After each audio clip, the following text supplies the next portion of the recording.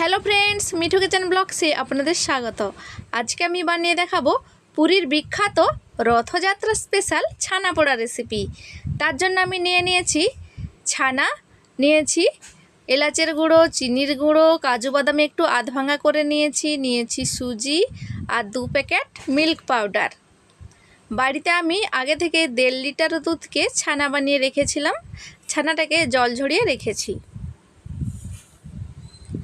তারপরে একটা বড় জায়গার মধ্যে নিয়ে নিচ্ছি জল ছড়ানো ছানা। চাইলে কিন্তু বাজার থেকেও কিনে নিতে পারবেন, খুব সহজে পাওয়া যায়।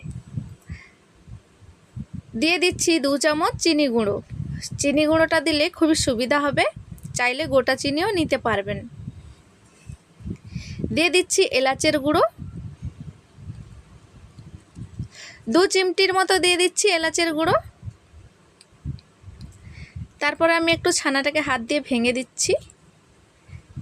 দিয়ে দিচ্ছি 2 চামচ সুজি। এই সুজিটা কিন্তু বাইন্ডিংয়ের কাজ করবে। তারপরে আমি 10 টাকা প্যাকেটের 2 প্যাকেট দিয়ে দিচ্ছি মিল্ক পাউডার। এই মিল্ক পাউডার অবশ্যই দিতে হবে, তবে এর স্বাদটা কিন্তু দারুণ আসবে।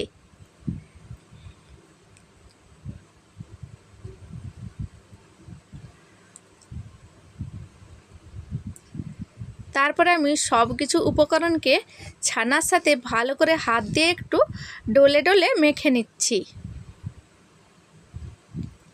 চাইলে কিন্তু একটা থালার মধ্যে বা প্লেটের মধ্যে ভালো করে মাখিয়ে নিতে পারবেন ঘষে ঘষে।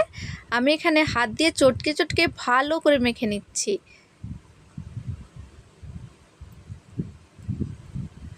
এই ছানা পোড়াটা কিন্তু অনেকটা সুন্দর লাগে, একবার বানিয়ে দেখবেন, খুব সুন্দর লাগে খেতে। একবার খেলে কিন্তু বারবার বানাতে মন করবে, এতটা দারুণ খেতে লাগে। এই রথযাত্রাতে একবার এইভাবে ছানা পোড়া বানিয়ে দেখুন, অসাধারণ লাগে খেতে। ভালো করে কিন্তু ছানাটাকে আমি দেখুন মেখে নিয়েছি।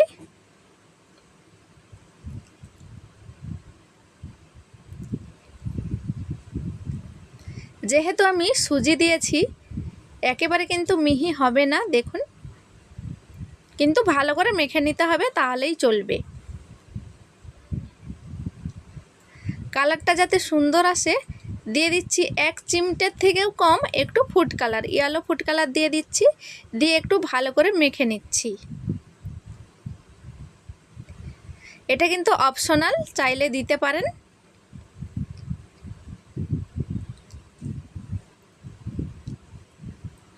তারপরে আমি দিয়ে দিচ্ছি 1 চামচ ভর্তি করে ঘি, বাড়িতে বানানো গাওয়া ঘি। এটা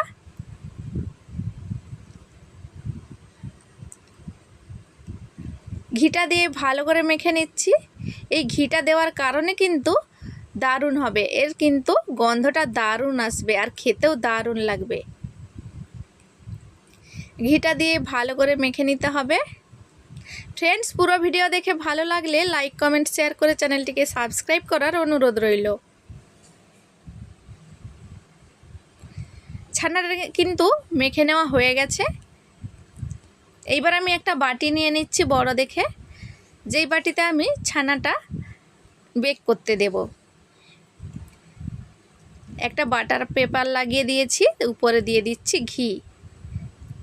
1/2 চামচের মতো ঘি দিয়ে একটু এভাবে করে মেখে দিচ্ছি। আর নিচে এভাবে করে একটু ঘি দিলে কি হয়, ছানাটা নিচে কালারটা দারুণ আসবে।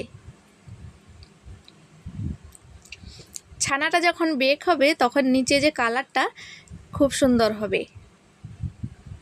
তারপরে একটু বাদাম দিয়ে দিচ্ছি, কাজু আর বাদাম যে আমি আধ ভাঙা করে রেখেছিলাম, সেই বাদামটা দিয়ে দিচ্ছি। এই বাদামটা দেওয়ার কারণে কিন্তু ঘিয়ের সাথে বাদামটা যখন ভাজা হবে তখন কিন্তু বাদামটাও খেতে দারুণ লাগবে আর ছানাটাও খেতে দারুণ লাগবে।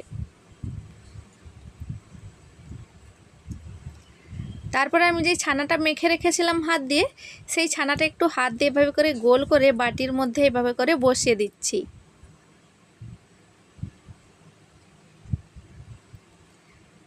ছানাটাকে এভাবে করে বসিয়ে দিয়ে ওপর থেকে দিয়ে দিচ্ছি 1 চামচের ঘি। 1 চামচের মতো ঘি দিয়ে দিচ্ছি উপর থেকে।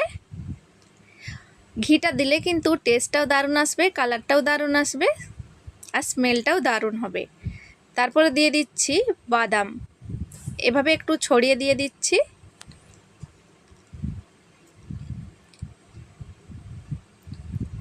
তারপরে আমি আগে থেকে এভাবে করে একটু নুনটাকে গরম করে রেখেছিলাম বা প্রিহিট করে রেখেছিলাম একটা কড়াইয়ের মধ্যে। তারপরে একটা বাটি দিয়েছি উল্টোভাবে, তারপরে আমি ছানাটা এভাবে করে বসিয়ে দিয়েছি বাটি সহ। তারপরে একটা প্লেট ঢাকা দিয়েছিলাম। মাঝারি আঁচে কিন্তু 20 মিনিটের মতো রেখেছিলাম। এইবার আমি দেখে নিচ্ছি, দেখুন কতটা সুন্দর হয়েছে আর ফুলেও গেছে। এখন কিন্তু প্রচুর গরম আছে, তো আমি একটা টুথপিক নিয়েছি, চেক করে নিচ্ছি। দেখেই বুঝতে পাচ্ছেন এখানে ছানা পোড়াটা আমার রেডি হয়ে গেছে। এইবার আমি নামিয়ে নিচ্ছি, নামিয়ে একটু হালকা ঠান্ডা করে নেব, তারপরে কেটে নেব। প্রচণ্ড গরম কিন্তু। আমি বাটিটা নামিয়ে নিয়ে তারপরে আমি আপনাদের দেখাচ্ছি। বাটি নামিয়ে নিয়েছি, একটা প্লেটের মধ্যে বাটি রেখে দিয়েছি। তারপরে দেখুন কতটা সুন্দর হয়েছে, দেখুন কতটা স্পঞ্জি, নরম, তুলতুলে একেবারে। কালারটাও দারুণ এসেছে। এইবার আমি একটা ছুরির সাহায্যে ধারটা একটু ছাড়িয়ে নিচ্ছি। দেখেই বুঝতে পাচ্ছেন কতটা নরম হয়েছে।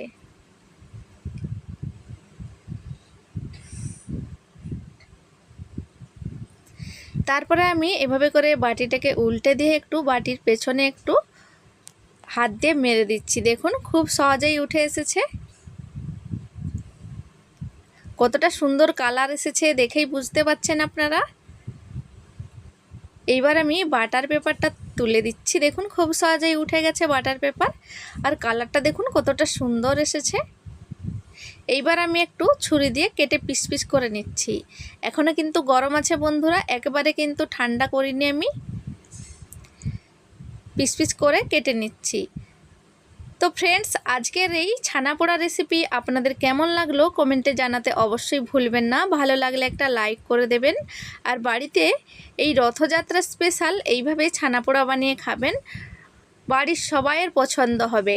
এতটা দারুণ লাগে খেতে, একবার বানিয়ে অবশ্যই দেখতে পারেন, খুবই সুন্দর লাগে খেতে।